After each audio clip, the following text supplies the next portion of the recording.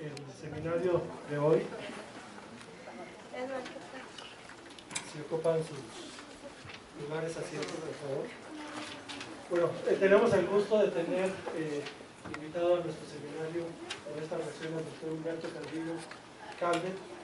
Él es profesor de tiempo completo de la clase de la Facultad de Ciencias de la UNAM, del Departamento de Matemáticas, y además también es investigador del Centro de Ciencias de la Complejidad, le llaman C13 de la UNAM, que es un experimento similar a nuestro doctorado transdisciplinario. Entonces empezó igual que nosotros, así de tipo de interacción cibernética, o sea, tener una planta fija, pero ahora ya te estupendas.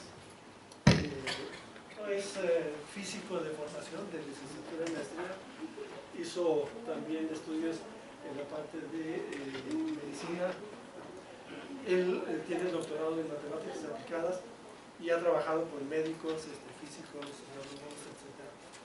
Entonces, en ese sentido es un investigador transdisciplinario, pero además tiene una conexión cubana que estamos compartiendo. Él fue el director de tesis de Yaniris, que está haciendo su estancia productiva con nosotros, y en particular lo que nos va a presentar ahora también es una colaboración con colegas cubanos. Entonces es sus incursiones en ciencias de la información o de Big Data sobre la caracterización de la producción e impacto de las instituciones mexicanas de educación superior. Estaba yo aquí y realmente de ver cómo ha cambiado, ¿no?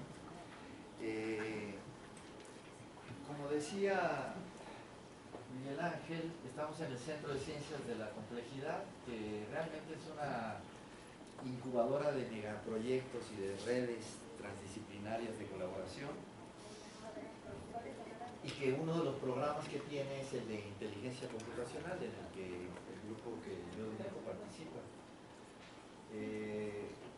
En este grupo trabajamos en diferentes aspectos, ¿no? Parecen cosas distintas, pero realmente todo esto tiene una columna vertebral, ¿no? El centro de todo es la teoría matemática de los sistemas dinámicos y las ecuaciones diferenciales, y hemos estudiado neuronas, redes neuronales, la dinámica de estos sistemas, ¿no? Voy a tratar de explicar cómo es que entendemos a las neuronas y a las redes neuronales como sistemas dinámicos. Y hemos hecho aplicaciones a la informática, ha sido un tema que nos ha interesado. Hemos sido pioneros ahí en el trabajo de la informática. Y algo que nos interesa mucho es el análisis de grandes flujos de información con inteligencia artificial. Estos temas que están en azul son los que voy a abordar en la plática que Miguel Ángel me ha invitado a compartir con ustedes. Visualización de información con inteligencia artificial, de hecho es análisis y visualización de información, aplicación a la cienciometría, y vamos a hablar de un sistema de software que hemos desarrollado para este propósito. Es bien conocido que hoy en día el campo de la cienciometría y la bibliometría se ha visto impactado favorablemente por el desarrollo tecnológico, ¿no? Toda la información científica, artículos de investigación, patentes en formato digital, ¿no? Plantea una nueva agenda, ¿no?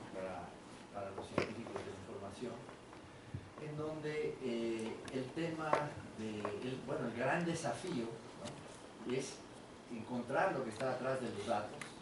Encontrar el conocimiento que está oculto, que está implícito en esos grandes flujos de información, que es lo que se ha dado a conocer como KDD, Knowledge Discovery Databases, y que se nutre ese proceso fundamentalmente de lo que se conoce como data mining, lo cual recurre a lo que es clásico análisis exploratorio, ¿no?, de la estadística, pero que tiene sus limitaciones, que han sido salvadas en gran medida por la inteligencia artificial y particularmente las técnicas de machine learning, entre las cuales las redes neuronales artificiales es una de los recursos fundamentales y de eso es de lo que voy a hablar. La agenda sería entonces hablar un poquito de redes neuronales, neuronas y ver cómo se relaciona con los sistemas dinámicos, hablar de qué son los mapas autoorganizados o autoorganizantes, que son conocidos internacionalmente como el Self-Organizing Maps, el algoritmo SOM, ¿no?, que va a ser uno de los temas centrales aquí. Cómo se hace análisis y visualización de información, cómo se puede hacer análisis y visualización de información con redes neuronales. Vamos a hablar también de algunos indicadores bibliométricos y de lo que se ha dado en llamar ahora minería, ¿no?, cienciométrica, ¿no?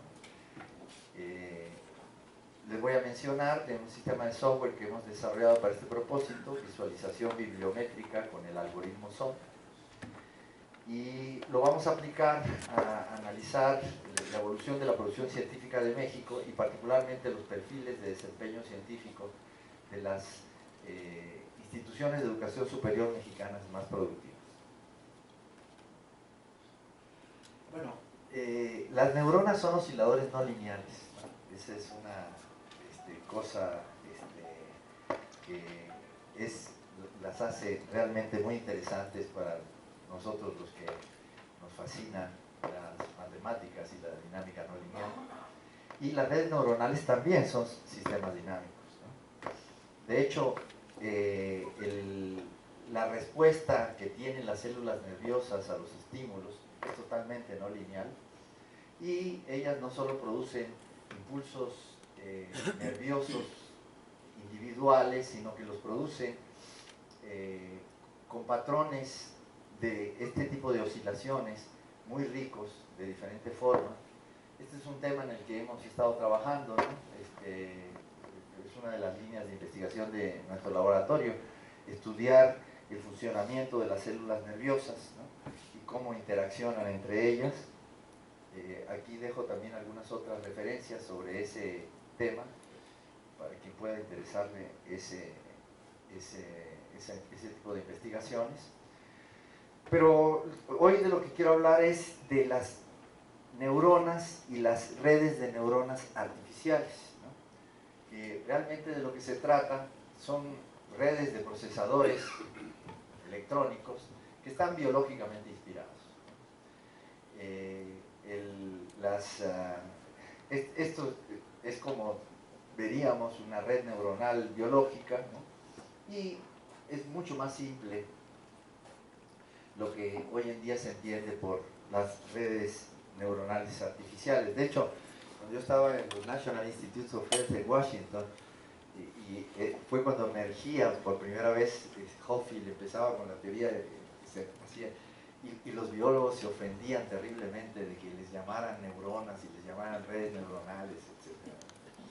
Pero la verdad es que el campo y esa línea de investigación ha sido muy productiva en todo lo que hoy en día es tecnología. Gracias a eso, todas las maravillas que tenemos,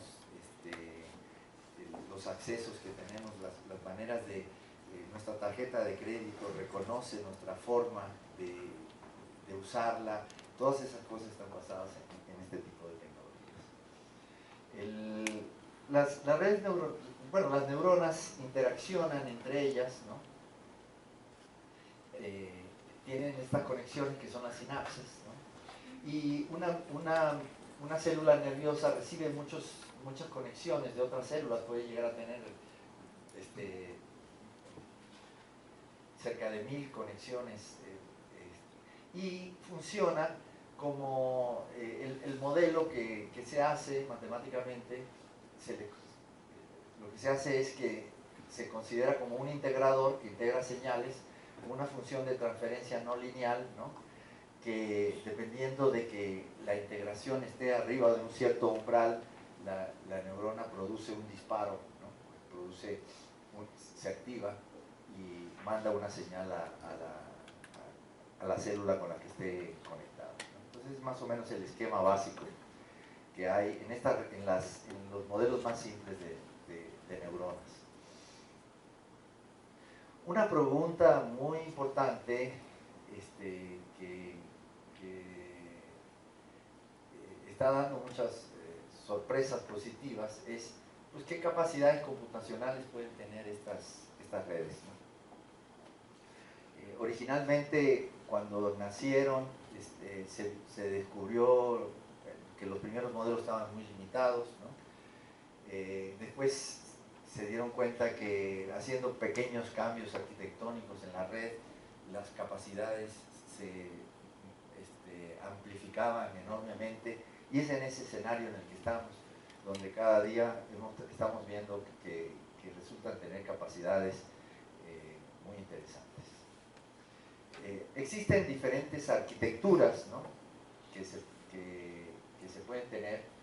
En todas estas, el factor común es que se considera que se tiene un procesador, que hay conexiones entre ellos, ¿no? Y ese patrón de conexiones establece una arquitectura, y cada conexión pues tiene una cierta fortaleza de la conexión, ¿no? Si pensáramos, no sé, con el esquema más sencillo, que aquí lo que hubiera es un alambre que está conduciendo electricidad, podrías pensar que la resistencia del alambre, ¿no? determina la fuerza de la conexión. Y podrían ustedes pensar que tuviéramos alambres, ¿no? que pueden estar modificando su resistencia, ¿no? Y entonces la fuerza de la conexión va cambiando. Esto se corresponde a lo que en biología se conoce como el principio de Webb, ¿no? Y que es que cuando una vía se usa mucho, se facilita la comunicación. Es algo así como lo que ocurre en los ríos. Mientras más agua pasa por el río, el cauce se amplifica, ¿no? Y se facilita la comunicación. Y es eso lo que constituye el principio fundamental del aprendizaje. El aprendizaje no aprendemos porque tengamos más neuronas o porque las neuronas se coloquen de manera distinta o se establezcan nuevas conexiones, sino porque el peso de la conexión se modifica. Y entonces, bueno, hay diferentes arquitecturas. Este tipo de arquitecturas son lo que se llaman perceptrones multicapa. Disculpen que algunas de las láminas no tuve tiempo de traducirlas, ¿no? Pero bueno. Y la red que me va a interesar hablar hoy tiene una arquitectura de este estilo, ¿no? Es una red plana de neuronas interconectadas que tiene conexión con otra serie de neuronas que son las que reciben un input, ¿no? Y ese input se transfiere a esta red donde se da un procesamiento y al final se tiene una salida.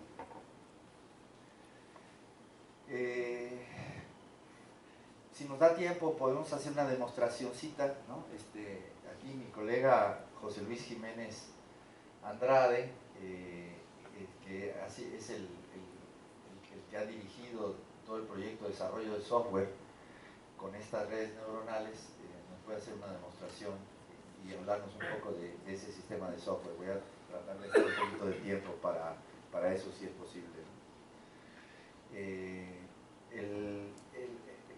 Teuvo Kohonen es el personaje principal, ¿no? Fue el creador de esta idea y de esta arquitectura de redes neuronales que ha sido utilizada en muchos escenarios, no tanto en estudios de bibliometría y cienciometría. Han habido pocos trabajos ahí, es algo que llama la atención. Bueno, las redes neuronales son sistemas dinámicos. De hecho, podemos pensar que lo que tenemos es que, como los pesos, que estamos denotando los pesos que hay entre las neuronas con la W, ¿no? Y esos pesos están cambiando en el tiempo. Entonces, eso establece una dinámica. Originalmente, si pensamos que W0 representa la colección de todos los pesos que originalmente tiene la red, a medida que la red va evolucionando, que va aprendiendo, ¿no? Va cambiando esa colección de pesos y va teniendo una evolución que puede converger, ¿no? Aquí estamos denotando el punto de convergencia como W infinito, ¿no? Y se da un proceso que está determinado por un sistema dinámico que tiene que obedece a alguna regla, ¿no? Entonces de esa manera podemos entender que las redes neuronales son sistemas dinámicos. Bueno, estos son detalles del algoritmo SOM que en este momento no creo pertinente abordarlo, cómo funciona, pero si hubiera interés, con gusto después podemos hablar de eso. Bueno, en el grupo nuestro hemos estado trabajando en minería de datos, utilizando estas redes, y hemos hecho aplicaciones en diferentes escenarios, ¿no? Y hoy de lo que vamos a hablar son de las aplicaciones que hemos hecho en el campo de la cienciometría.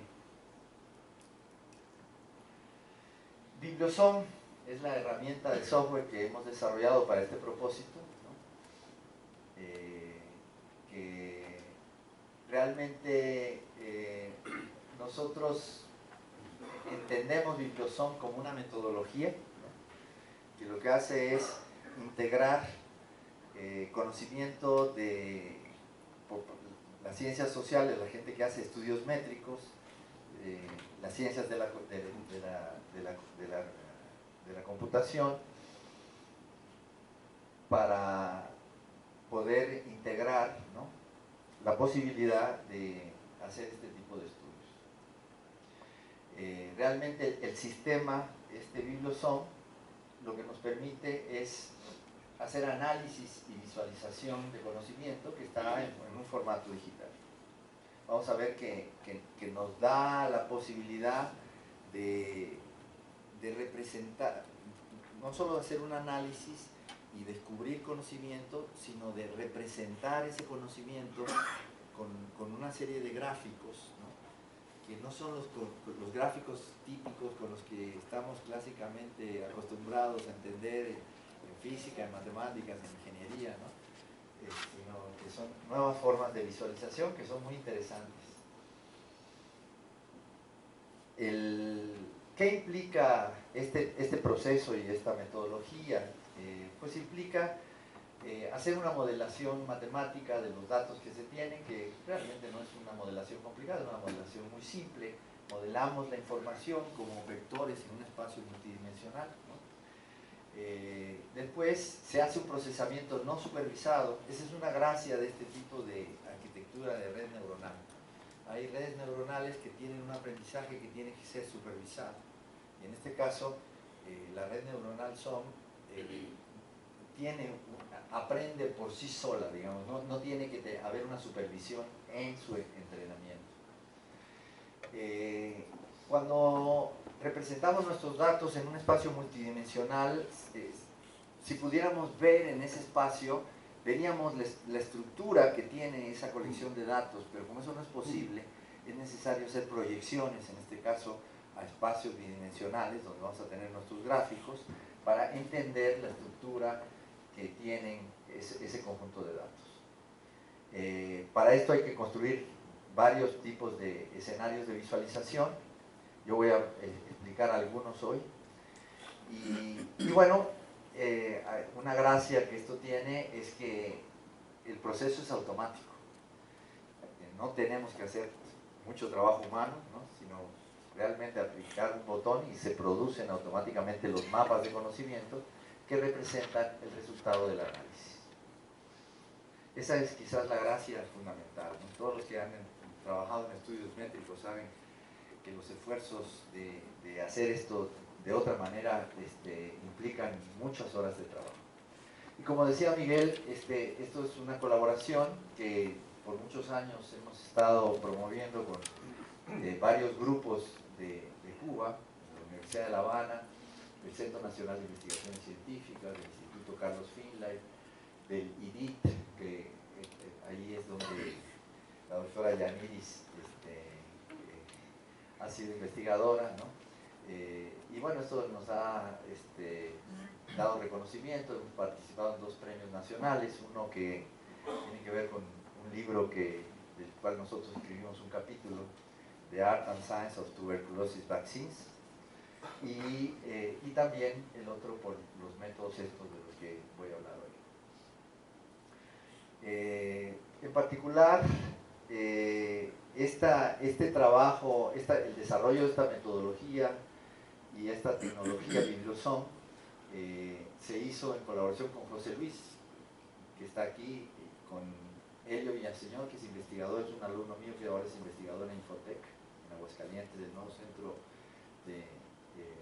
que tiene Infotec en Aguascalientes, María Victoria Guzmán del Instituto Finlay de Cuba, y todo esto fue un proyecto que inicié con Gilberto, que bueno, ya está fallecido. Esto fue en la década de los 90. Y bueno, aplicaciones de esto hemos estado haciendo también con varios colegas cubanos, ¿no?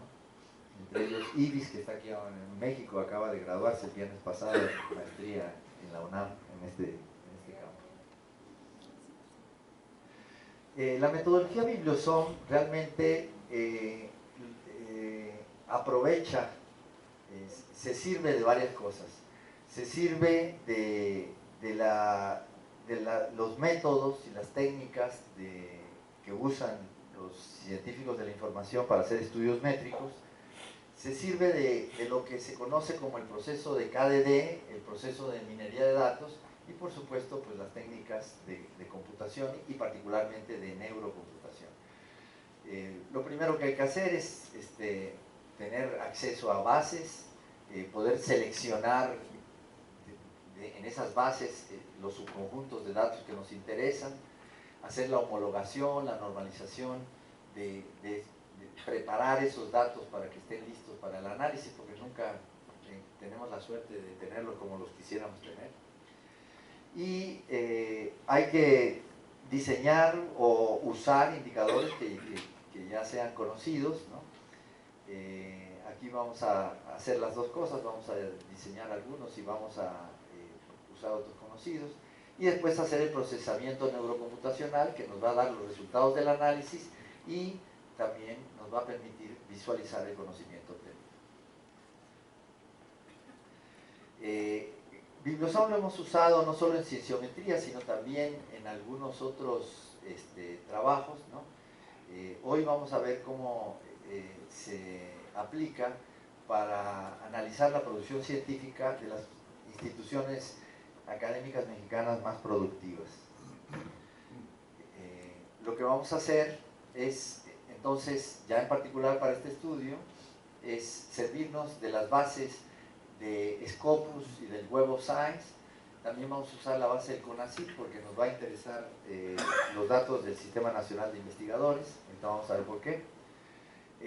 Nos vamos a fijar dentro de todas, vamos a extraer de esas bases la producción de las 50 instituciones académicas más productivas, ¿no?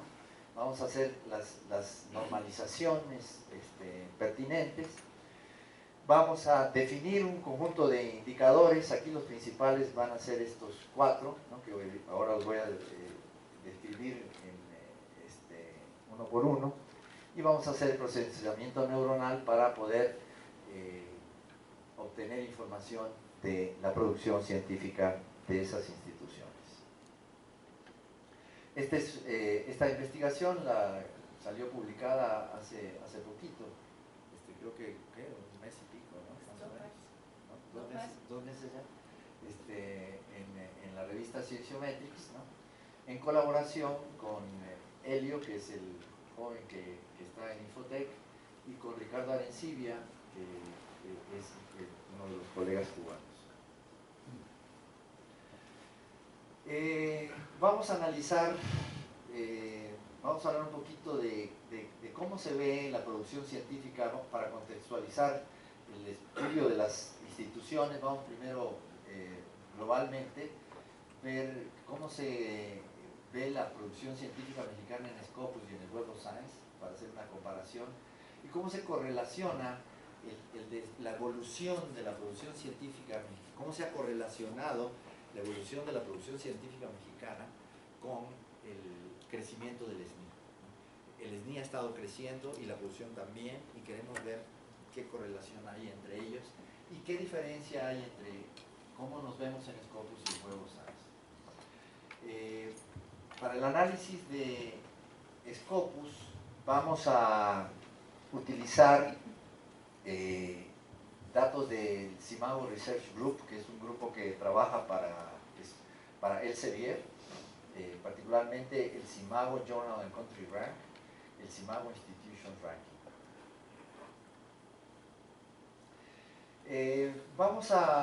Nos va a interesar la producción anual en el Web of Science, y nos va a interesar la producción anual, el número anual de documentos que se producen en Scopus y que se producen en el Web of Science. El Web of Science es el que reconoce el SNI, es el que tiene el Journal of Citation Reports, es lo que antes era el ISI, fundado por Garfield, que después lo compró Thomson, ¿no? Este es el número de los National Research System, ¿no? O sea, esto es el número de miembros del SNI. NRS aquí va a ser SNI. Acuérdense de eso. Y esto va a ser un indicador que vamos a utilizar. Hemos dicho que estamos considerando que si nosotros dividimos la producción mexicana entre el número de SNIs que tenemos, nos va a dar un dato de productividad. Productividad entendida, estamos distinguiendo producción de productividad. Producción es el volumen que tú produces. Productividad, como lo entienden los economistas, se refiere a la eficiencia que tienes en la producción. ¿Qué tan eficiente eres para producir? ¿Cuántos artículos por investigador produces cada año? ¿No? Es lo que significa. Esto va a ser importante en la secuela, porque cuando se habla de producción científica de las instituciones, pues la UNAM enseguida resalta, ¿no? los más grandes, ¿no? Pero eso es muy desventajoso, ¿no? Entonces es muy interesante hacer análisis utilizando indicadores independientes de tamaño, ¿no? Y entonces esta es una manera de hacerlo de una forma más justa.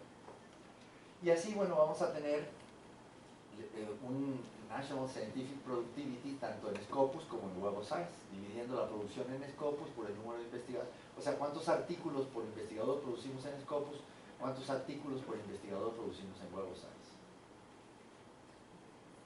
Y bueno, analizamos lo que pasa en este caso de 1996 al 2011 y vemos que efectivamente aquí estamos viendo que en azul tenemos la producción en Scopus. En este otro color, yo soy daltónico, discúlpame, no sé qué color es este. Esto es rojo. En rojo tenemos la producción en Web of Science, ¿no? Y vemos que no hay mucha diferencia, ¿no?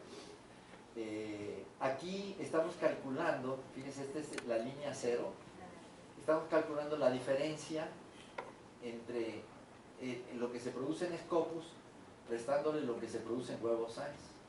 Veríamos que hasta el 2000 la producción era prácticamente la misma. Y después esto se hace negativo, ¿no? Quiere decir que teníamos más producción en Web of Science que en Scopus, ¿no? Y ahora ya tenemos más producción en Scopus, ¿no? Que en Web of Science. Se ve aquí, corresponde a esta diferencia. Y algo interesante es que vemos que la tendencia de crecimiento de estas curvas, ¿no? Se corresponde con el crecimiento del SNI, que sería esta curva que creo que eso es gris, ¿verdad? Entonces, pero hay una cosa interesante. Estas curvas están todo el tiempo por abajo de esta. Y de ahí que concluimos que en general todo el tiempo hemos estado produciendo menos de un artículo por investigador por año. Y esto es, sobre todo hay que ver que no todos los artículos que se producen son hechos por investigadores nacionales. Hay personas que no son investigadores nacionales, están produciendo artículos. No es el grueso de la producción. Entonces, quiere decir que en general producimos menos de un artículo de investigación por año por investigador. Entonces, aquí nos interesó analizar el impacto relativo de la producción científica. El impacto relativo es un indicador que lo que nos da es evalúa la cantidad de citas que están obteniendo los artículos. Y entonces lo que se hace es ver la cantidad de citas que reciben los artículos mexicanos en promedio por artículo, ¿no? Y lo hacemos relativo a lo que está pasando en el mundo, ¿no? Vemos en el mundo, a nivel mundial, ¿no?, en promedio, cuál es el número de citas por artículo que están alcanzando los artículos universalmente. Y entonces, si hacemos el cociente de esas dos cantidades, nos da el impacto relativo. O sea que un impacto relativo de 1 querría decir que el nivel de citas que tenemos es el nivel de citas que está teniendo en promedio el mundo. Si es mayor que 1, quiere decir que estamos recibiendo más, ¿no? Si fuera 2, por ejemplo, quiere decir que estamos recibiendo el doble de citas que el promedio. Y si está por abajo, pues ya sería equivalente. Entonces, si se fijan, aquí la escala, ¿no? Disculpa. ¿Sí? ¿Es global o es por áreas? Este es global. Ahora vamos a verlo por áreas, que es el que va a ser el impacto normalizado, ¿no? Pero en este caso lo estamos haciendo como estamos haciéndolo a nivel país, ¿no? Lo estamos haciendo global tanto para México como para el mundo.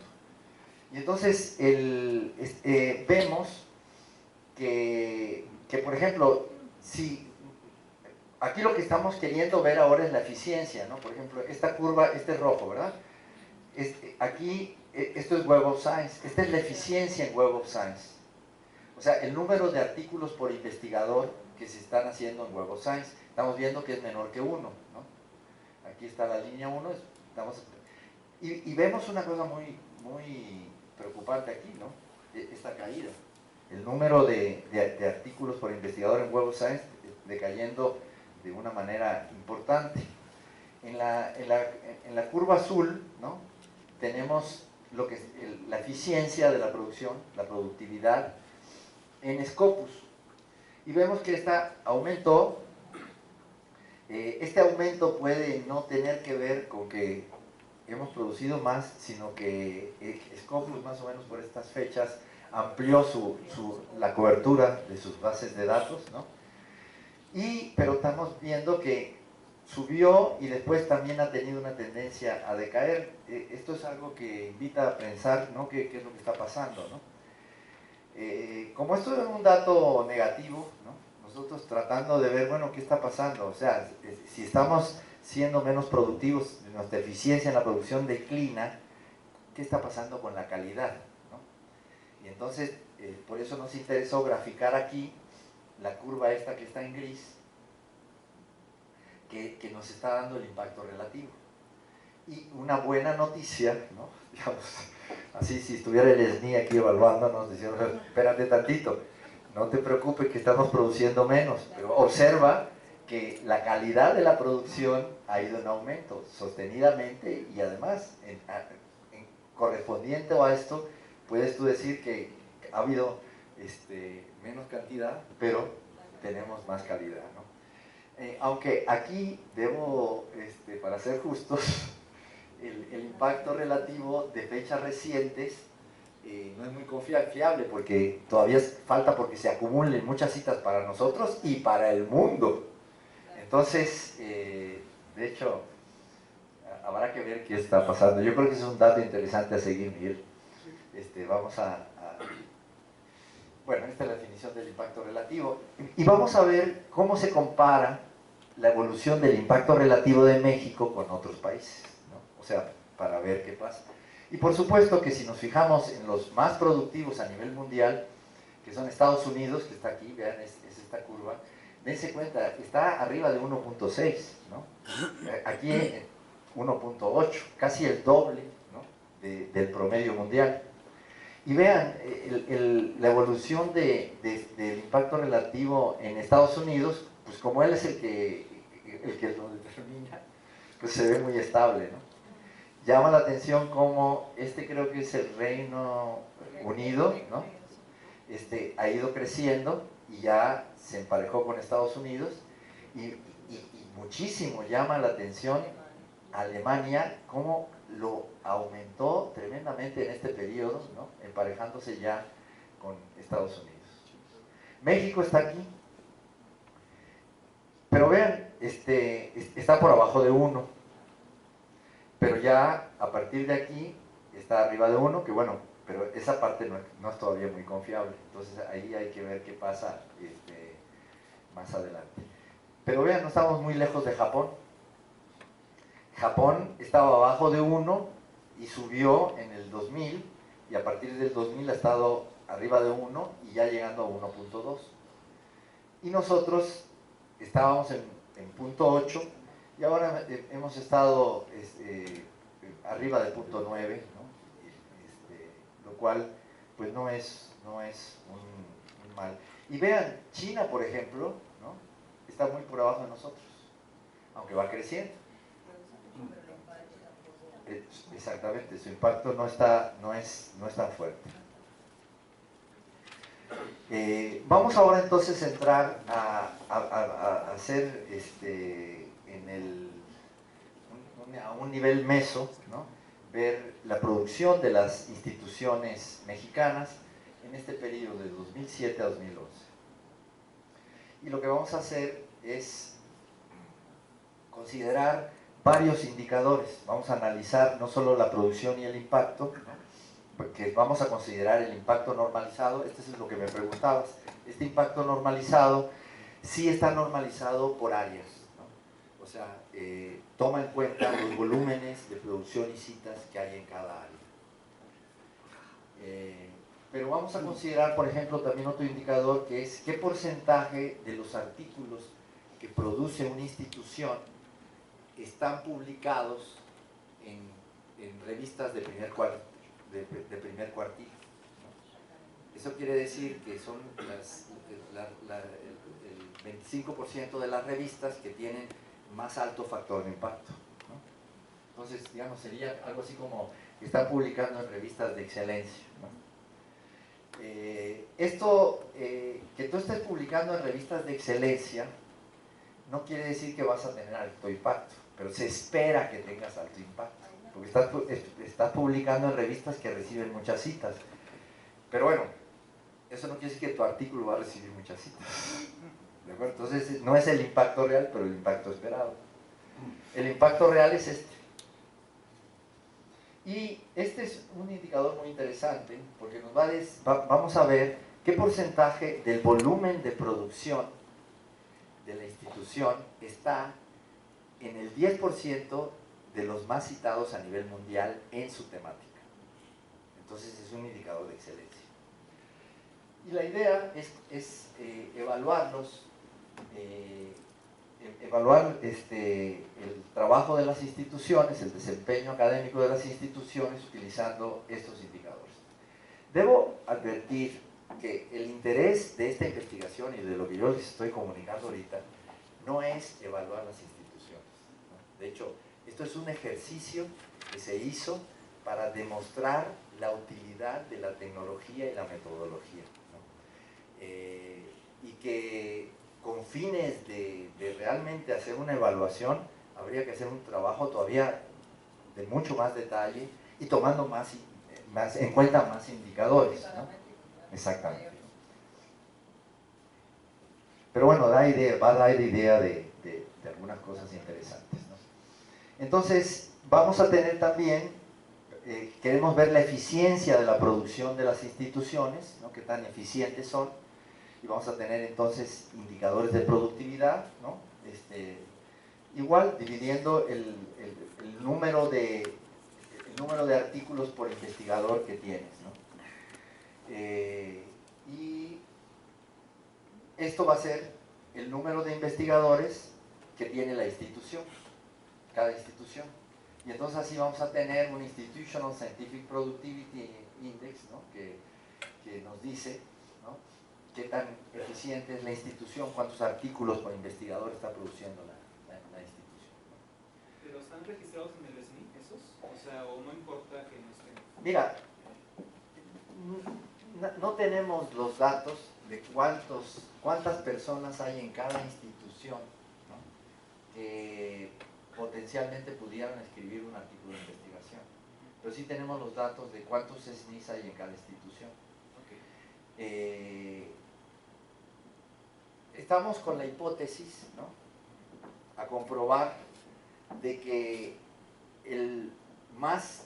de toda la producción mexicana, ¿no?, un porcentaje muy alto está producido por SNIs y un pequeño porcentaje está producido por personas que no están en el. Entonces, con esa hipótesis, ¿no?, es que se está haciendo este análisis.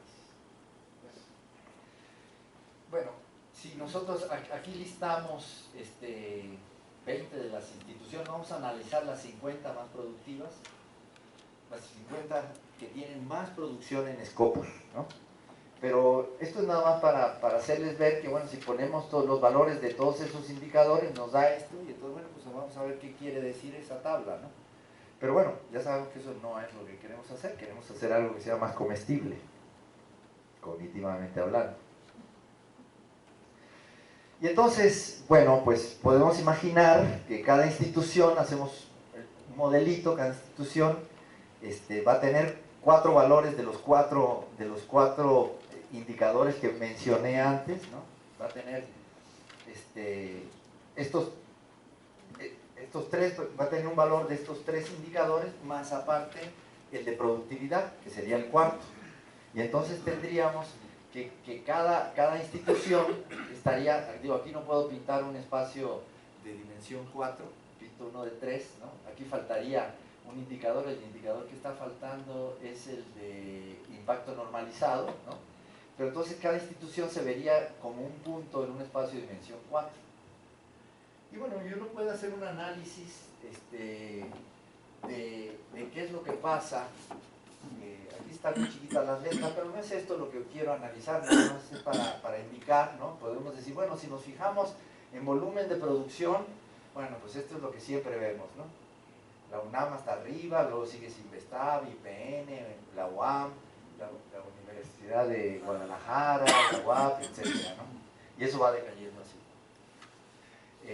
Si nos fijamos, por ejemplo, en el número de SNIs, ¿no?, ya la cosa ya no sigue el mismo patrón. El porcentaje de excelencia para nada representa el mismo patrón. La producción en revistas de cuartil 1 para nada, y el impacto tampoco, el impacto normalizado tampoco. Esto que teníamos aquí, esta es la eficiencia de la producción, ¿no? ¿Cuál es la institución que tiene ahí ese tus lados a la mitad de la tabla? A la mitad de la tabla. Esta es la Ibero. La Ibero es un outlier aquí, que va a ser muy interesante analizar lo que está pasando ahí, ¿no?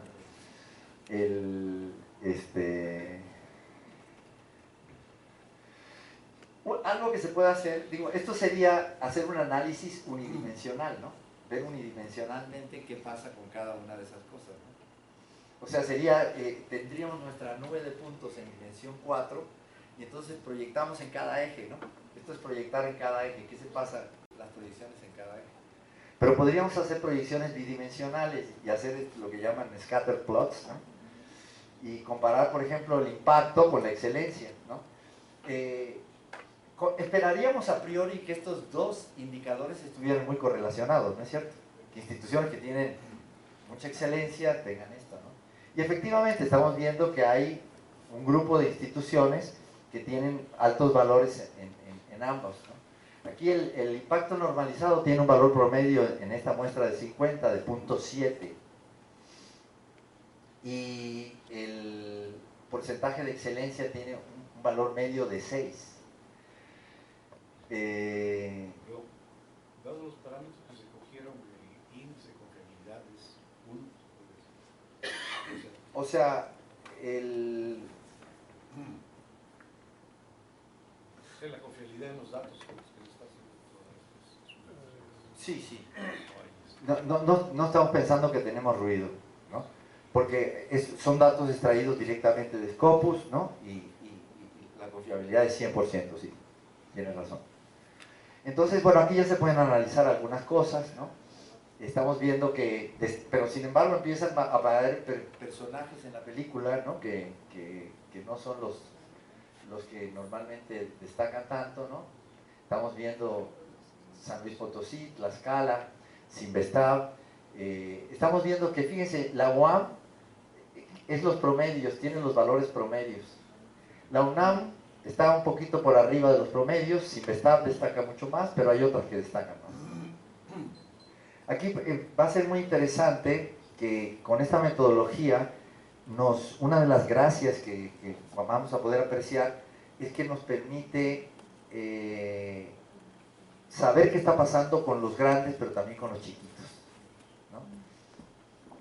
En los grandes se dan fenómenos estadísticos que no se dan en los chiquitos, pero cosas que son dignas de mención y reconocimiento en los chiquitos aparecen significadas.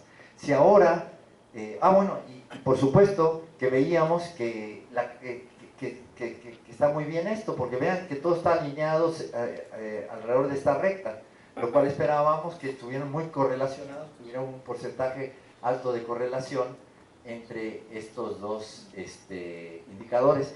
Y vean, la Ibero no aparece aquí, porque la Ibero tiene un porcentaje de excelencia de 24% de todos sus artículos están en el 10% de los más citados a nivel mundial.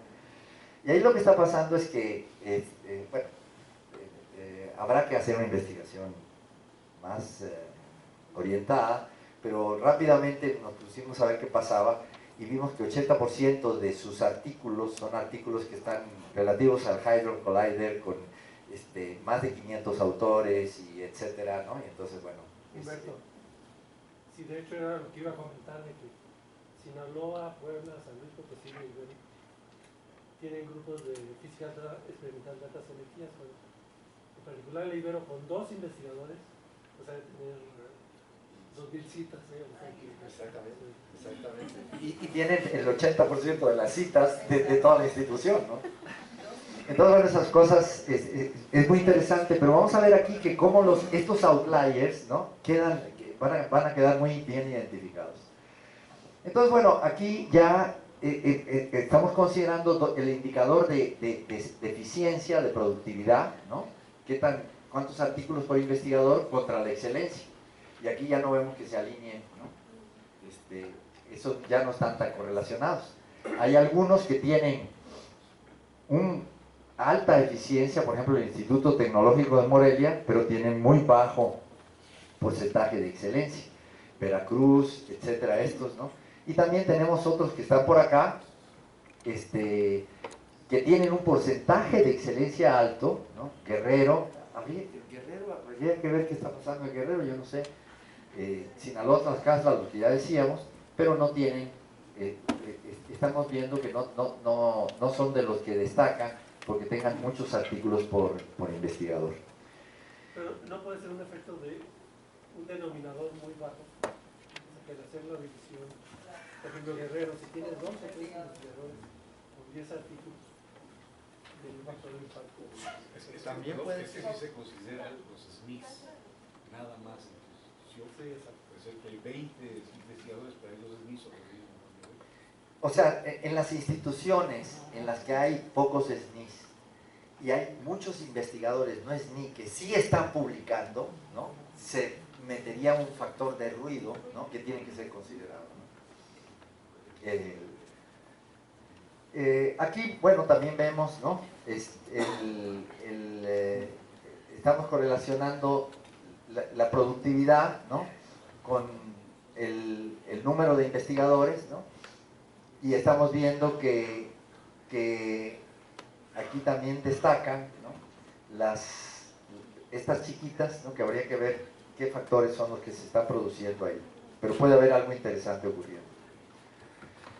Aquí también se ve que no se correlacionan estos dos. Esto es interesante. Podríamos esperar alta correlación y vemos que en algunos casos sí, pero hay otros casos en donde no hay correlación entre estos indicadores.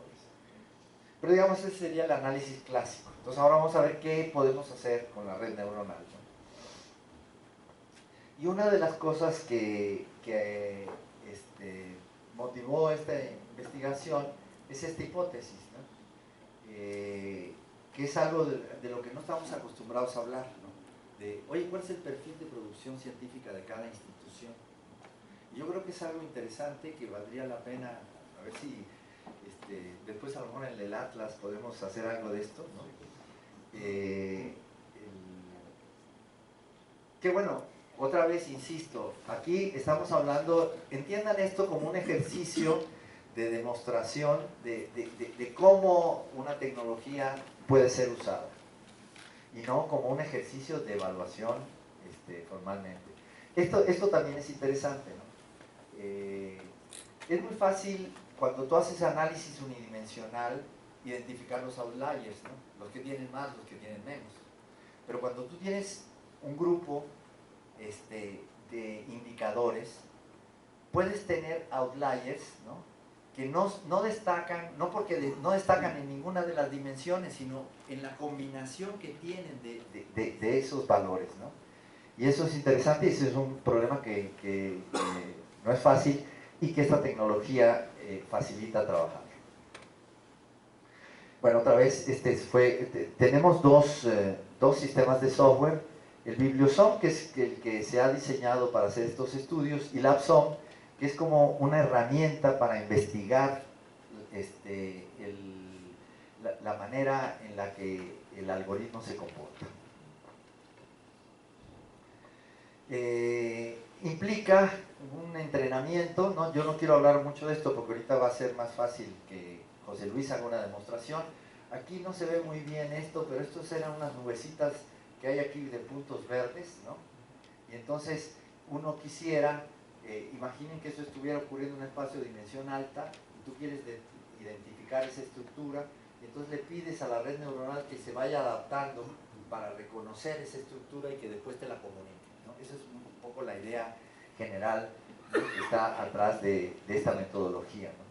¿Y cómo me la comunica? Pues dándome un mapa en donde me va a decir, mira, tengo tantos grupos, ¿no?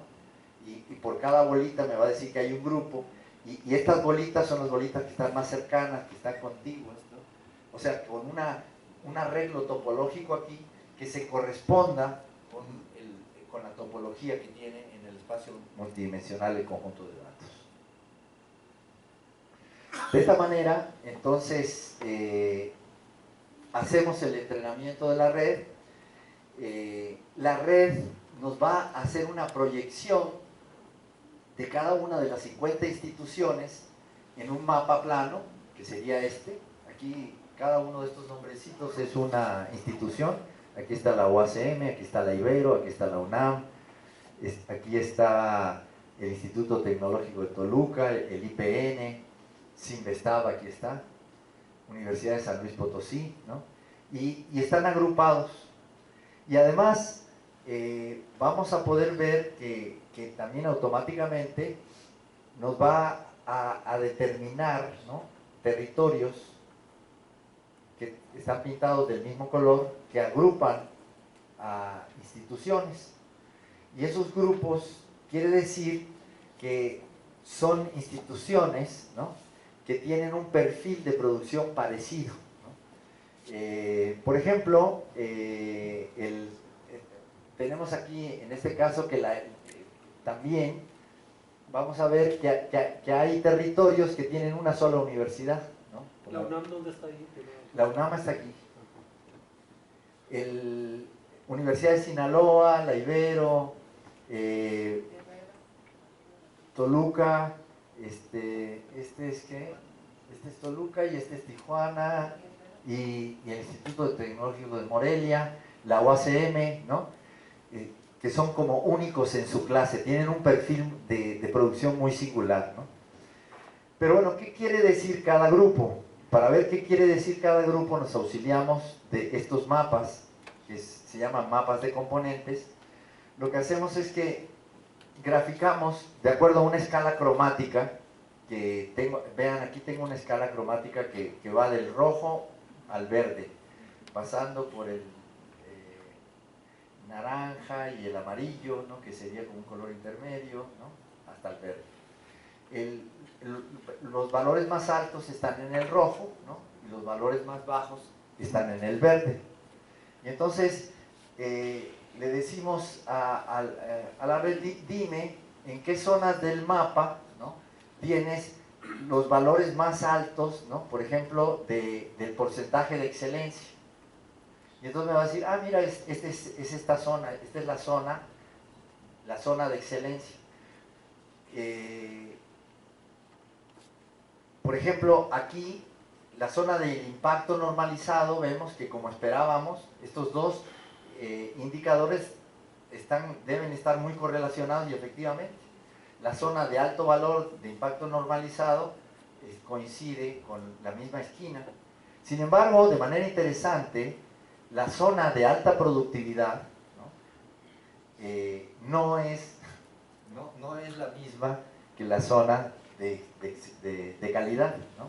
Entonces aquí estamos viendo que si entendemos que la eficiencia tiene que ver con la productividad y la efectividad tiene que ver con el impacto, con la excelencia que tenga la investigación, entonces estamos viendo que estas dos no coinciden. Esto es una cosa interesante, ¿no? Y luego, si nos fijamos en el impacto esperado, vemos que el impacto esperado tiene una zona que es mucho más amplia que la zona del impacto real, ¿no? O sea que hay muchos personajes, los que estarían en esta zona, por ejemplo, que se esperaba que tuvieran alto impacto, pero finalmente no lo están teniendo.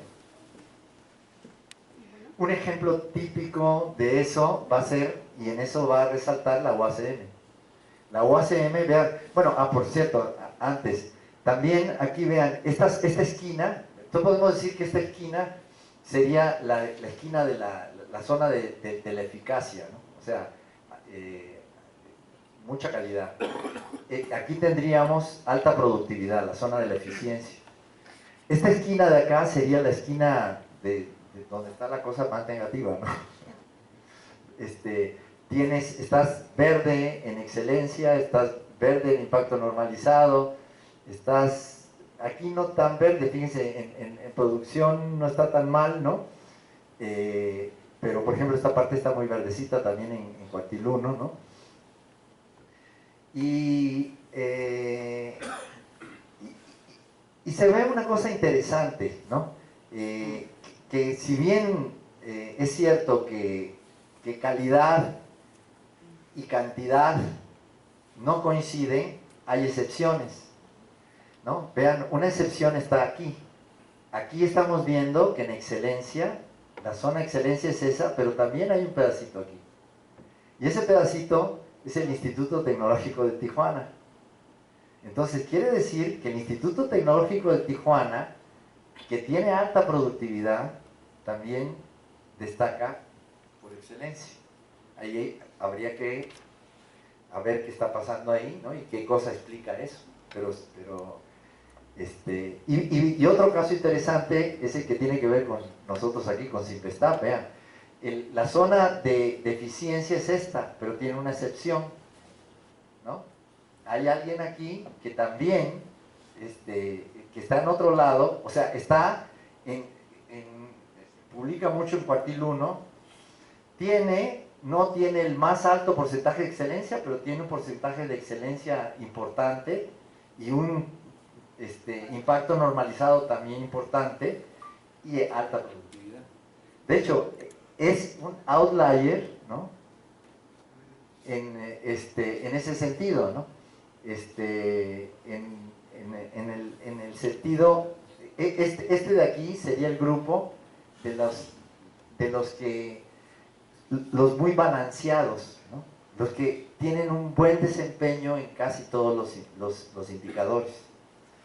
Y el que está más cerca de Sinvestar, que se parece más, tiene el perfil más parecido, es la Universidad de San Luis Potosí, ¿no?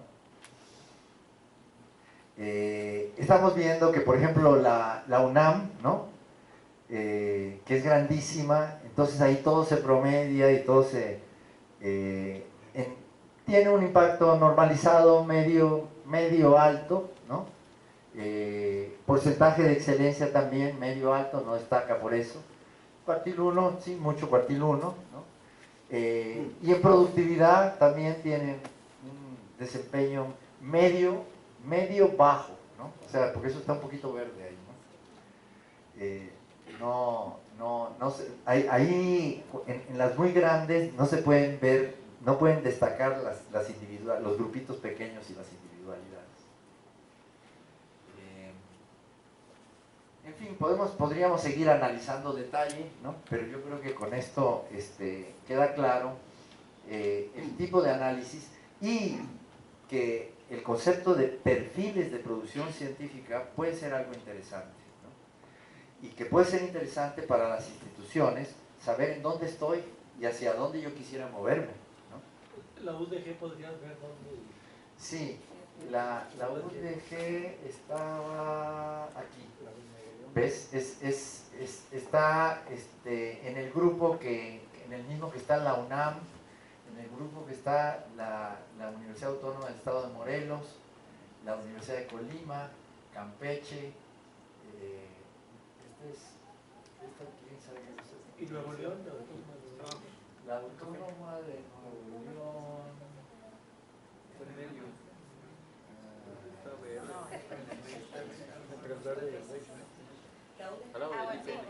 Debería estar, ¿no? Está el centro.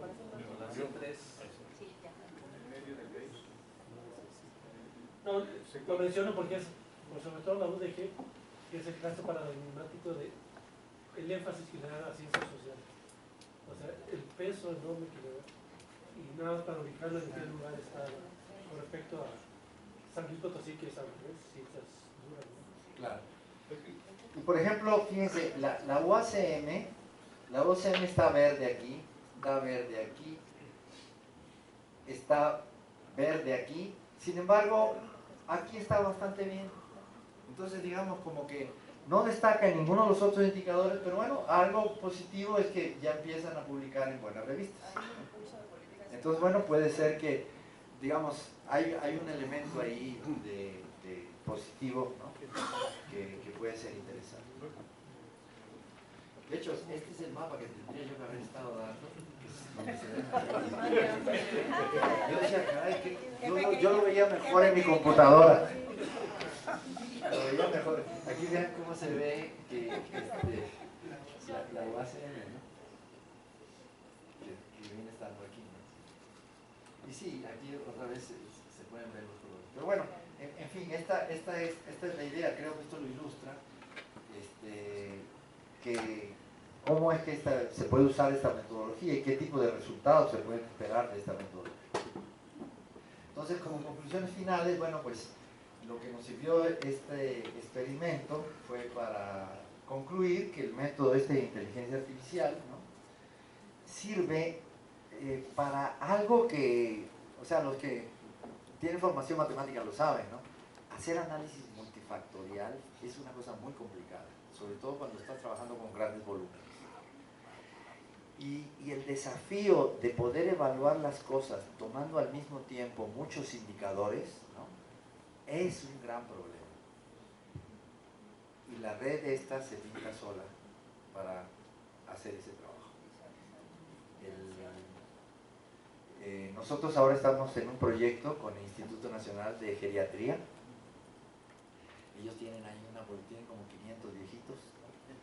que llegan con diferentes problemas y entonces tienen una cantidad de aparatos y les miden todo su desempeño físico multidimensionalmente, como con ¿cuántos parámetros tenían ahí? Como más de 6, ¿eh? 6 o 7 parámetros, ¿no? Y entonces le dijimos, bueno, vamos a meterle la red neuronal, ¿no? Y que te organice tus grupos, tus clusters, ¿no?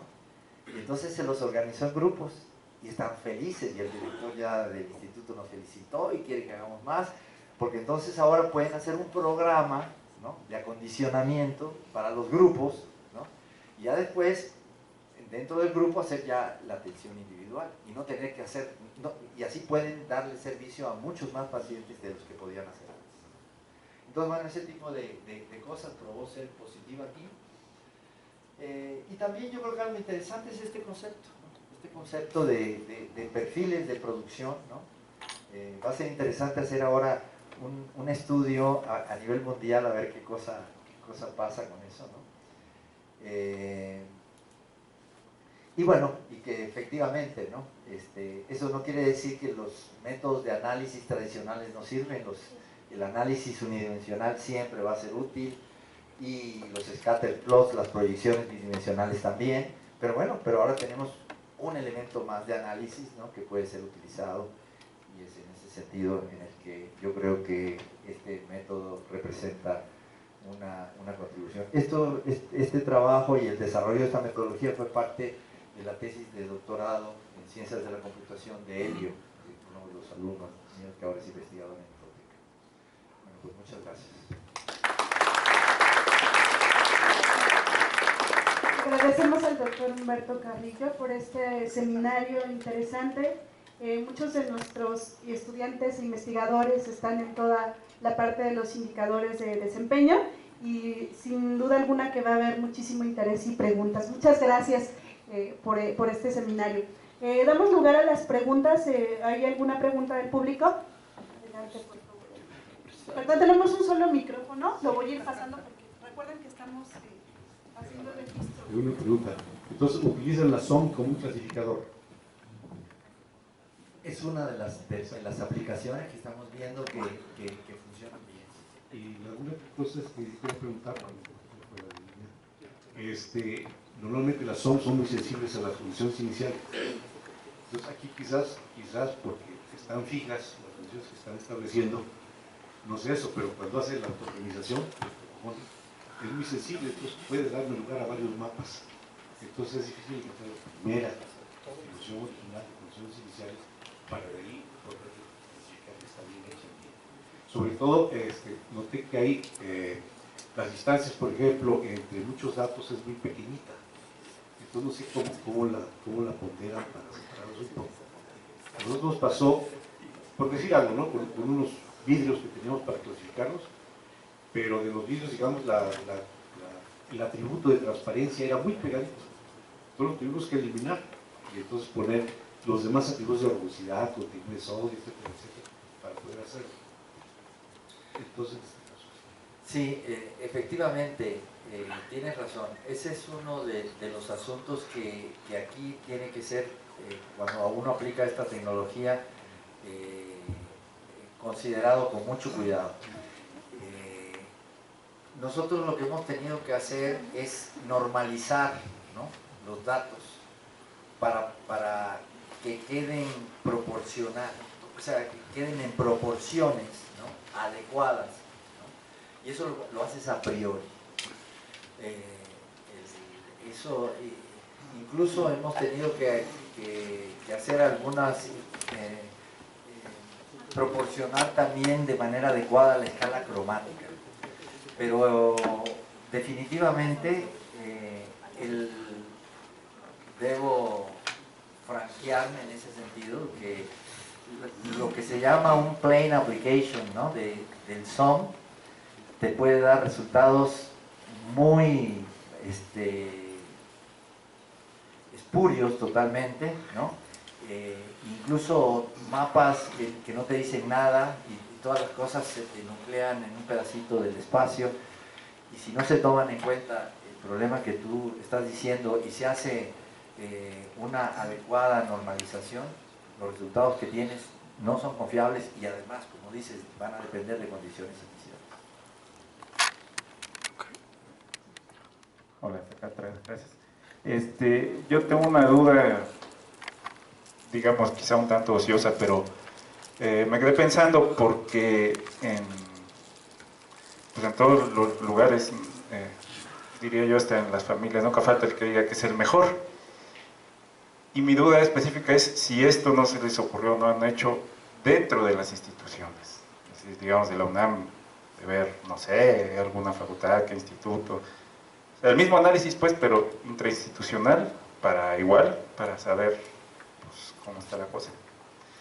Exactamente, eso se puede hacer y es algo deseable, ¿no?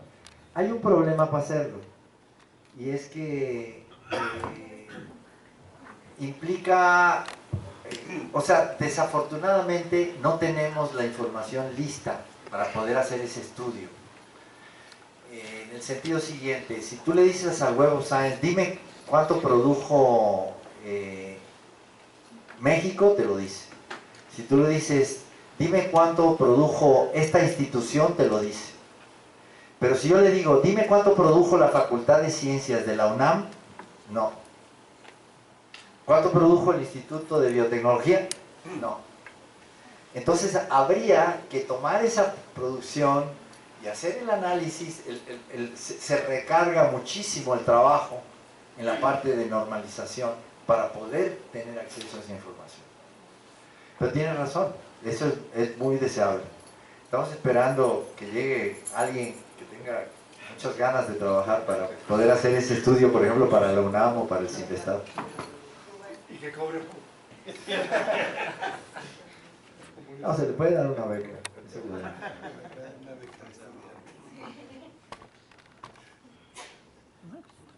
Muy bien, gracias.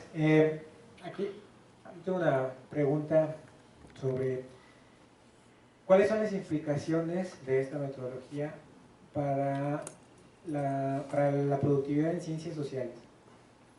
Porque, bueno, los tiempos, movimientos del área son mucho más contenidos. Publicar 1 o 2 artículos al año en revistas más o menos visibles en ciencias sociales, pues ya es considerado una hazaña, ¿no? Entonces, ¿qué sucede? Sí, realmente ahí hay un tema que yo confieso no tengo mucha claridad, y es el hecho ese de que además los científicos sociales, lo veníamos hablando por el camino con Miguel, no se enfocan como nosotros en las ciencias naturales, en las ciencias exactas, en las ingenierías, en producir artículos de investigación, sino más bien en escribir libros.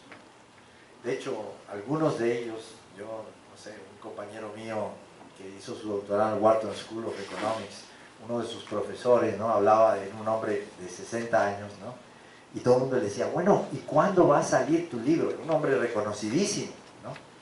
Y toda su vida había estado escribiendo un libro, ¿no? Yo creo que Newton fue algo así, ¿no? Newton no escribió 1500 artículos de investigación, ¿no? Y Principia le llevó muchísimo esfuerzo y tiempo, ¿no? Entre otras cosas por el miedo que tenía a la crítica de todos sus colegas, ¿no? Entonces, los científicos sociales tienen otra forma de entender, sobre todo los mexicanos, ¿no? Porque yo, por ejemplo, he visto que en otros países valoran más la producción de artículos. O sea, ellos les interesan los libros y además menosprecian el valor que tienen los artículos, ¿no? Consideran que, pues, 15 cuartillas les escribe cualquiera, ¿no? Sí,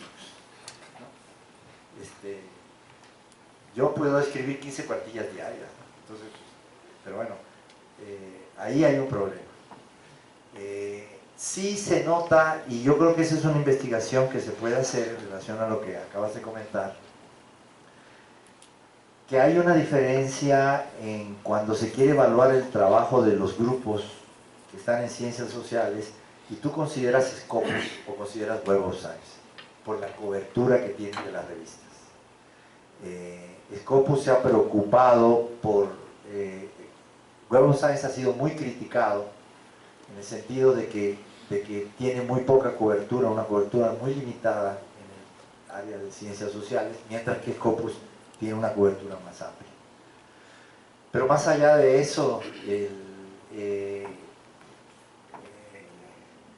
no hay manera, porque desafortunadamente no tenemos una manera fácil para estudiar los perfiles de producción de las instituciones.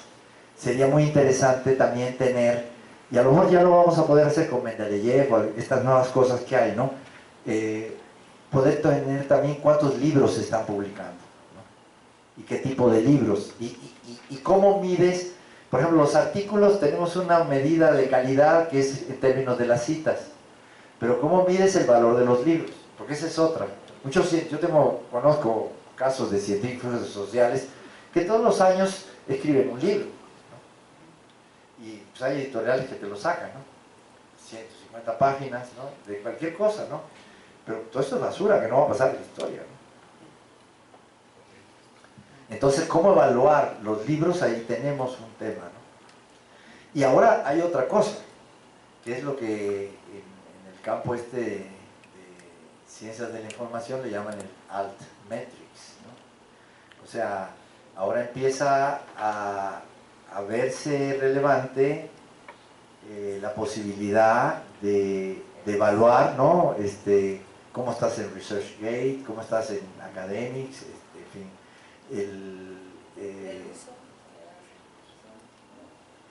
Hay otras maneras, ¿no? de reconocer el impacto que está teniendo una obra tecnológica o una obra científica, ¿no? Y bueno, hay mucho trabajo en esa dirección. Le llaman webmetría también, ¿no? O sea, cómo aparece, qué presencia tiene un personaje, una institución o una investigación o un tema en el web, ¿no? También es una manera de reconocer el impacto, ¿no? Pero más difícil de manejarse, ¿no? Un par de dudas que yo tengo es en torno a, un poco retomando la pregunta ociosa de mi compañero. Entiendo que lo más complicado es obtener las bases de datos y después normalizarlas. Si se tuvieran estas dos cosas, ¿cuánto tiempo se tardaría en usar la herramienta? ¿Es inmediato? Sí, esa parte no, digo, requiere el trabajo de atención a lo que mencionó nuestro colega hace un momento, pero digamos, no es así para desgarrarse las vestiduras. No, la parte importante sería esa. A nosotros nos interesa este campo de investigación, ¿no? Las personas que estén interesados en acercarse a nosotros están bienvenidos a hacerlo. Si a alguien le interesa hacer algún postdoc también, o tener algún tema de investigación para una maestría o doctorado, también podríamos platicarles cuáles son las facilidades que para ese objeto tenemos en nuestro grupo. Bueno, agradecer la participación, profe, siempre es un placer tener este tipo de espacio. Un poco para sensibilizar con la pregunta de ciencia social, ya que vengo de ciencia social, y el asunto de las ciencias sociales es complejo, porque sus salidas de investigación son diferentes a las ciencias técnicas, la biomedicina, en fin. En este sentido, es responsabilidad en primer orden de cada país o institución que corresponda a los mecanismos de evaluación endógenos para entender qué es válido para ciencia social en cuanto a salida de investigación. Hablo del caso de Cuba, que por ejemplo el prólogo de un libro puede para el Instituto de Filosofía o de Historia ser una salida de investigación. O sea, es un estándar que debe ser conciliado con las personas que evalúan y toman partido en la evaluación. ¿Qué estamos evaluando? ¿Qué se va a evaluar? ¿Qué se considera evaluable, ¿no? Que esto es independiente a las metodologías que se utilizan de visualización, ¿no? Porque en definitiva la metodología es lo de menos, en el sentido de que la metodología lo que ofrece son herramientas que permiten a partir de un análisis y agrupamiento de datos pues visualizar e interpretar, lo cual es aplicable ya sea a información de libro. De hecho, ustedes lo aplicaron en un hospital. Yo creo que lo más grave, o lo más preocupante, o quizás lo que aún no está resuelto en muchos países, primero es transferencia de modelos externos para evaluar. Dígase, nos miden por qué publicamos en el Web of Science, qué publicamos en el Scopus. A ellos les funcionan perfectamente, pero el asunto es que nosotros no hemos sido capaces aún de resolver, ¿no?, el control de nuestra producción científica nacional y establecerle un valor, ya sea cualitativo o cuantitativo, respecto a esas salidas de investigación. Los países, nosotros, Latinoamérica en primer orden, pues estamos sesgados, pero la culpa no es de los Estados Unidos con su base de datos de Thomson o de Scopus, es de nosotros mismos, o sea, que hemos decidido como gobierno medirnos por ahí, ¿no? Y eso es independiente de cualquier tipo de metodología. Y si todos estamos de acuerdo, qué bien, pero evidentemente aquí las ciencias sociales sufren muchísimo. Porque además, ¿con qué frecuencia se publica un libro? ¿Quién sabe? Yo no sé si yo vaya a publicar, bueno, sí, yo tengo un libro publicado, pero no sé cuándo vaya a volverlo a repetir. ¿Con qué frecuencia puedo publicar un artículo? Si la investigación es de sociología, donde centra al hombre en sus interacciones multidimensionales, al año va a salir ese artículo, ¿no? ¿Quién sabe? Y si es de política, imagínense un artículo, por ejemplo, del caso de Cuba, con un sistema político tan atípico, publicar en una revista americana. El sesgo es grande, se rechaza, ¿no? O sea, son cosas que pasan en la ciencia social y deprimimos, o sea, es lo como decía usted, profesor, que editorial se considera académica. Los españoles, por ejemplo, tienen bastante resuelto, entre comillas, el asunto de las editoriales académicas, porque los sociólogos, y digo a los científicos de ciencia social, estaban muy preocupados porque no se les evaluara de igual manera. Entonces ellos tienen establecido una serie de editoriales académicas que dicen, bueno, si publicas un libro en esta editorial, vale tanto. Pero es un problema de cada país. Son los que dan los dineros, son los que evalúan y son los que nos dicen a nosotros cómo organizar la ciencia endógena, ¿no? Era eso. Aquí habla del impacto social. Claro, se trata, o sea, incluso esas contribuciones que se hacen en ciencias sociales, el impacto social que está teniendo en nuestra propia sociedad, porque si nos miden con modelos endógenos, ¿cuál es el impacto social que se genera y para quién? Es una reflexión más bien. Sí, gracias. Hola, buenas tardes. Viendo sus resultados, me puse a pensar y la verdad es que no me gustaron, ¿no? Pero la pregunta es, ¿por qué no me gustan? Y estoy viendo que ya pensándolo bien y viendo el gran matiz de todas las instituciones, siempre está UNAM, etcétera, veo a mi tecnológico de Veracruz ahí arrumbado, solito, desértico, ¿no? Donde yo fui egresado. Y me trajo a la memoria de que el Tecnológico de Veracruz en los últimos, que será 10 años, ha entrado creo que en 4 huelgas por falta de... No es por falta de inversión, sino que porque nuestro gobierno no es nada oculto, se los ha robado, o sea, es la gran realidad. Entonces veo aquí la UNAM, que bueno, es Investar, etcétera. También estamos viendo que son instituciones que tienen una tajada del presupuesto muy grande. Entonces ahí es donde yo estoy viendo ya qué es lo que no me estaba gustando. Ahí falta a lo mejor en un otro análisis, obviamente, no estoy diciendo que eso está mal, esto es precioso. ¿Cuántas huelgas por año? No, del presupuesto real, porque eso sí está en las bases de datos, hay bases de datos del presupuesto real que se le da a ciertas instituciones. Con eso también podemos sacar una... Eso no está puesto ahí.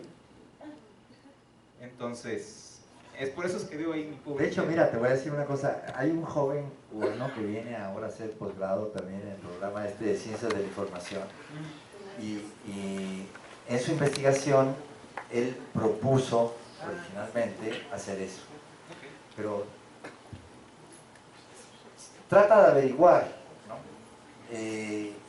Cuánto tuvo el departamento de ingeniería eléctrica, ¿no?, para investigación tal año. Y estando aquí, échate a correr. Ahora imagínate, averiguar así el de cada... Banco Mundial tiene datos de esas cosas, pero checa cuántos investigadores dice Banco Mundial que tienes Investar y compara con la realidad. Nada que ver. Entonces, tener datos confiables de dinero, desafortunadamente estamos muy lejos de eso. Que la ley de transparencia, etcétera, ¿no?, debería llevarnos a que eso, de que hubiera datos muy confiables de todas esas cosas. No, sin ir más lejos, yo le dije a mi jefe, al que dirige el departamento de matemáticas de la Facultad de Ciencias, oye, ¿cuánto es el presupuesto que tenemos para investigación? Dice, no hay presupuesto de investigación. ¿Cómo no? Hay una cosa que está etiquetada para eso. Bueno, sí, pero aquí no lo usamos así. Aquí, de ese presupuesto pagamos a los estudiantes que van al Congreso de la Sociedad Matemática año con año. O sea, no se usa así. Imagínate. Sí, bueno, yo tengo unas preguntas más que comentarios. La primera, cuando estaban tratando de mostrar y hablabas de las correlaciones de los miembros del SNI, el número de publicaciones que estaba por arriba, es muy común cuando yo veo este tipo de estudios que la gente habla de están muy correlacionados, pero realmente no muestran una correlación. O sea, si estuviéramos estudiando el número de publicaciones de gente que sabemos que está en el SNI, entonces sí podemos decir abiertamente si están arriba, están abajo o lo que sea. Yo entiendo que aquí se parte del supuesto de que la mayor parte de las publicaciones vienen de gente que está en el Sistema Nacional de Investigadores, lo cual no necesariamente es cierto, ¿no? Aunque en la mayoría de los estudios pues sale que es un porcentaje pequeño el que no está. Entonces es una de las cosas que a mí siempre que veo las gráficas, sobre todo porque hay un montón de gráficas que muestran tendencias similares, pero no significan correlación. Es muy distinto. Déjame comentarte, a reserva de que continúes con otra pregunta. Sin embargo, fíjate, a veces en escenarios de incertidumbre se puede tener certeza. Yo, por ejemplo, pongo las manos en la lumbre de que, a pesar de que hay muchos investigadores que están produciendo artículos y no están en el SNI, que el número de artículos por investigador por año en México es menor que uno. ¿Por qué? Porque el dato que desconozco, si es chiquito, aporta a mi favor. Si es más grande, aporta todavía más a mi favor. O sea que es un teorema. Eso es un teorema. Sí, lo que pasa es que hay gente que, sobre todo la Ibero, yo entiendo por qué tiene muchos y no tiene nada que ver con el número de investigadores, pero bueno. La otra parte que siempre, digo, yo he usado muchas redes neuronales, dejé de usarlas por un tiempo, empecé a usar otro tipo de métodos. Y el principal problema que uno tiene, y ya lo mencionaban, es la reproductibilidad. Si uno quiere reproducir un estudio de este tipo, uno tiene que saber las condiciones iniciales que suceden en la red neuronal y uno tiene que conocer, de hecho, cuál fue la estructura de la red neuronal, lo cual hace muy complicado, digo, aunque uno tenga las mismas bases de datos, es muy complicado reproducir un estudio. ¿Cómo se puede manejar esto? En la revista permiten a ustedes proporcionar la red neuronal, ustedes la tienen en línea, o cómo uno puede manejar esto. Una de las cosas, digo, al menos básicas para mí en la parte de ciencia es poder reproducir las cosas independientemente, digamos, un grupo independiente, más que, digamos, rehacer las cosas. Sí, te entiendo. Mira, lo que pasa es que está ocurriendo un fenómeno, y es que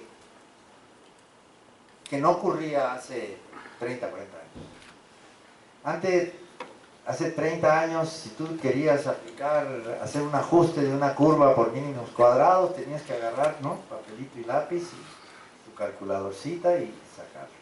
Cualquier cosa, si querías invertir una matriz, tal, ¿no? Hoy en día usa un software, pica un botón y saca, ¿no? Pica y saca, pica y saca, y todo está automatizado. Y son cajas negras que la gente usa y no sabe qué tienen adentro. No sabe qué algoritmos son, no saben qué principios están basados en esos algoritmos, no saben qué teoremas soportan la validez o la credibilidad de los datos que tú puedas tener ahí.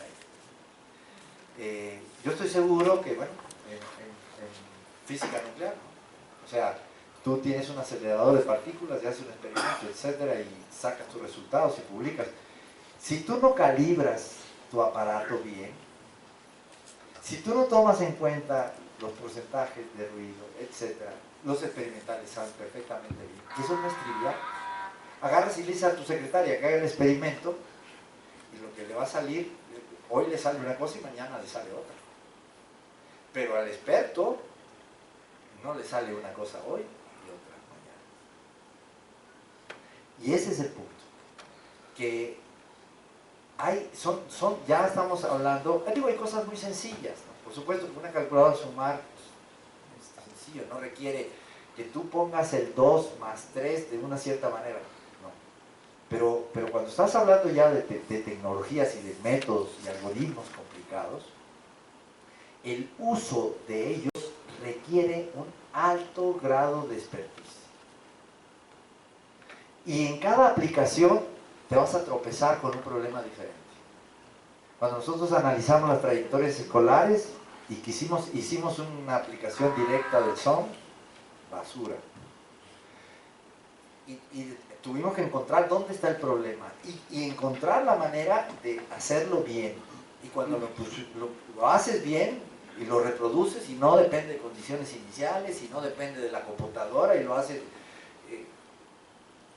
y tienes confiabilidad.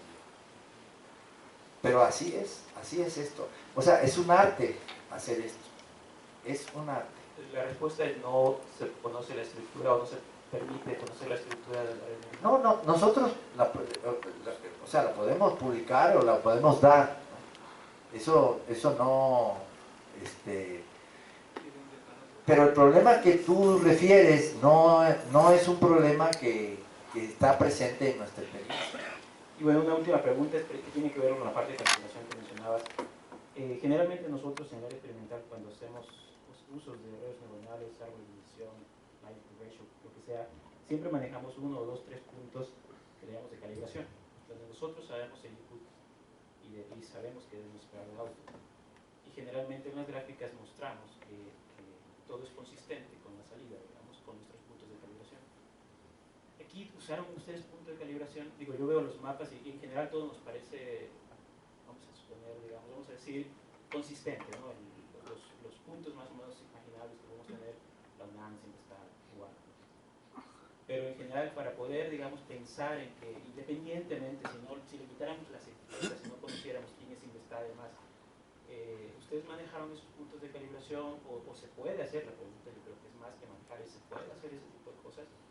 Generalmente para estar seguros que las cosas están funcionando, porque como mencionaban, sí, obviamente depende mucho de las condiciones iniciales y de muchas otras cosas, no nada más de eso, ¿no? Las redes neuronales tienen varios parámetros que uno tiene que jugar y calibrar con ellos para poder usarlos. Sí, es un punto muy importante que señalas. Mira, hay un prejuicio que yo no me canso de combatir, de creer que los métodos, que lo cuantitativo es lo importante.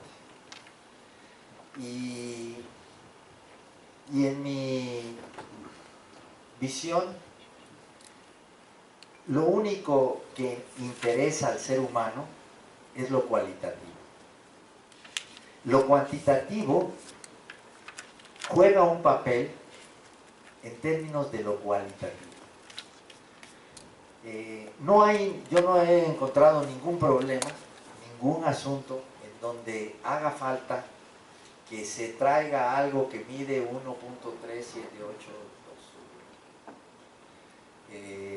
Siempre lo cuantitativo es un vehículo para lo cualitativo. A final de cuentas no nos importa, a mí no me importa cuando viene un alumno conmigo su promedio, a mí lo que me importa es si es bueno o no es bueno, si trabaja o no trabaja. Cuando tú quieres saber cuánto dinero tienes en el banco, no quieres saber el número, tú quieres saber si te alcanza para comprar el coche o para hacer el viaje o para lo que tú quieras. Entonces, estos estudios son cualitativos. Es cierto que es ineludible ese proceso que tú dices de verificar la validez de lo que tú estás haciendo. Y para eso tienes que usar información que tienes a priori. De hecho, así es como hacemos en ciencia para validar los modelos, ¿no? Y entonces siempre tienes algo de que agarrarte, ¿no? Entonces, por ejemplo, no sé, yo hace rato te voy a dar un elemento, ¿no? Cuando hice el scatter plot, ¿no?, de porcentaje de excelencia e impacto normalizado, si eso no me hubiera dado alineado en una línea recta, yo digo, esto no está sano. Pero si todo lo que yo sé, veo que se manifiesta como yo esperaba que se debería manifestar, eso no demuestra que el resto de la información es válida. Pero te da confianza, ¿no?, de que puede que esté bien. Pero no moleste. Hace muchos años, en la parte de Conacyt, me sesgaron un poquito porque hice unas preguntas un poquito difíciles. Sí, lo que sucede es que en esa época había algo que no se desapareció, que son los estímulos fiscales, en los cuales decían que las compañías hacían investigación. Yo no he visto estudios así métricos para decir efectivamente hay tantas compañías que hacen investigación y todo, porque yo decía, bueno, la cantidad que les daban en ese entonces era como 4.000 millones de pesos de estímulos fiscales, que era 4 veces lo que era el SNI, ¿sí?, en ese entonces. Entonces yo dije, a ver, ¿dónde están esos investigadores? Porque si ustedes tienes 4 veces, por lo menos el doble de investigadores fuera del SNI, tienen que estar ahí. Entonces yo no sé si te han propuesto o has hecho antes algún estudio donde se diga, a ver, efectivamente hay tantas compañías, como han hecho algunos estudios, que hacen innovación y desarrollo tecnológico de calidad, etcétera, como estos parámetros. No han pensado en hacer ese tipo de estudios para decir, miren, esto es cierto en un 30% nada más, porque los datos que proporcionan, hay dinero de por medio, no son tan fidedignos. Sí, ahí en cuanto a lo que se refiere a la investigación hecha por instituciones privadas, ¿no?, por ejemplo, habría el problema de que se pueden escudar, o sea, porque tú dirías, bueno, si estás haciendo investigación, ¿dónde están tus resultados de investigación? Se pueden escudar en cosas que son secretos industriales y no quieren publicar, y entonces, pero debería reflejarse en patentes, por ejemplo, ¿no? Fíjate nada más, perdón, lo que estábamos analizando era una salchicha cuadrada. Era lo que estaba haciendo una compañía de alimentos del norte, y estaban pidiendo como 60 millones o 120 millones más, ¿no?, para que era de exención fiscal, porque estaban haciendo investigación original. Verídico, salchicha cuadrada. Absurdo. Hay investigaciones cuando... El pan triangular y la salchicha cuadrada. En la Universidad de Utah asistía a una conferencia de un matemático distinguido que estaba hablando de cómo hacer un bistec, ¿no?, artificial, ¿no?, con productos vegetales, pero que tuviera la consistencia del bistec, que pareciera que estás comiendo carne. Algunos comentarios breves. Primero, sobre el problema de ciencias sociales, la evaluación del impacto. Bueno, ya se fue Eugenio Friccioni, un colega de nuestro doctorado. Hizo el estudio en el área de humanidades, no sé cuál sea la clase, y sí aplicó la metodología para los libros que comentó Yanidis, pero además hay una base de datos, bueno, a lo mejor Miguel Sosa sabe de eso, de los libros que están incluidos en todas las bibliotecas institucionales. Entonces, buscar un título de un libro que esté en tales universidades ya puede ser un factor de impacto, porque información sobre reediciones o venta de... Eso es muy... El problema son la información que es fácilmente accesible a través electrónica, porque si no es así, entonces esa base de datos de las editoriales que generaron en España está accesible, también lo utilizó, etc. Y por supuesto, entonces encontró en humanidades, que no es sorpresa, de que los indicadores que usan no son tan consistentes como en ciencias duras, ¿no?, que están basados en el número de artículos, citas, etc. Pero bueno, es todo un campo de estudio, hay que trabajar. Ese es uno. El otro es... Vamos a hacer un comentario sí. de eso. Yo creo que ahí estamos como el cuento aquel del borrachito, que se le perdieron las llaves, ¿no? Y estaba abajo del farol, ¿no? Buscándola, y viene otro y le dice, ¿qué buscas? Mis llaves. Dice, ¿qué? No las encuentro. Dice, ¿dónde se te cayeron? Allá. Dice, ¿por qué las buscas aquí? Dice, porque aquí hay luz, ¿no? Entonces, en beneficio de los científicos sociales, ¿no? Criticando a mi propia comunidad, nosotros estamos tomando en cuenta y evaluando lo que es fácil, ¿no? La información que está a mano. Es muy fácil contar artículos, es muy fácil contar citas. Pero no quiere decir que es lo más importante, lo más relevante, ¿no? Hay otras cosas, hay otras dimensiones del trabajo y de la calidad, ¿no? que son intangibles y que pueden ser más relevantes que esas, y no las estamos tomando en cuenta, pues porque no es fácil. Sí. Y un comentario sobre la evaluación interinstitucional, o sea, de las dependencias. Y hay sesgos también institucionales. La UNAM tiene una base de datos muy buena que es Execum, que es la evaluación de instituciones, las 50 mejores instituciones a nivel nacional. no, todas las instituciones, o sea, todas las instituciones mexicanas que publican o tienen patentes o que tienen número de posgrados de PNP, etc. Es una base muy completa y uno puede hacer su evaluación con el mismo portal, seleccionar las 50 mejores universidades que en tal área, etc. O sea, es increíble, es una base de datos utilísima. Y bueno, yo conozco a los colegas que han trabajado en esto. Es el grupo de Ordorica. Exacto. Y les pregunté, ¿y por qué no tienen la información desglosada para las dependencias de la UNAM? Abrieron los ojos. Porque no se han puesto de acuerdo ustedes mismos. O sea, los celos profesionales y interinstitucionales pesan mucho. Y lo mismo con los presupuestos. Sí tienen los presupuestos generados para cada institución globales a través de la CEP o del INEGI, lo que sea. Pero el desglose tampoco. Entonces, es un problema no de transparencia, sino de subdesarrollo nosotros mismos, que tenemos ahí ciertas confianzas. Pero donde sí tenemos información muy desglosada por dependencia es en el Atlas de la Ciencia Mexicana. O sea, ahí sí les pedimos por área, no nada más las instituciones, sino las dependencias de cada institución más productivas, con mayor impacto, etc. Pero eso pues requiere un esfuerzo para contratar gente que sí pueda dedicarse a hacer eso a tiempo completo. O sea, no es así de sencillo. Siguiéndola cada institución, ¿no?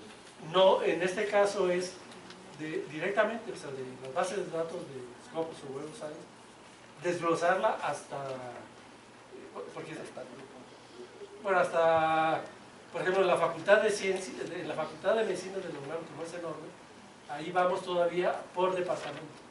O sea, cuando hay una dependencia con un peso enorme, pudimos hacerlo, pero pues eso es dedicarle tiempo y entonces tener que pagarle a gente que lo haga y estarle verificando todo eso, ¿no? Y el otro, pues un poquito para las preocupaciones de Edward sobre la reproducibilidad.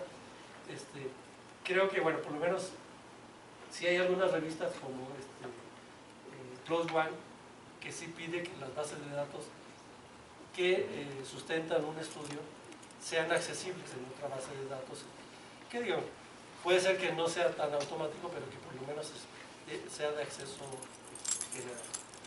Y yo diría que en este caso,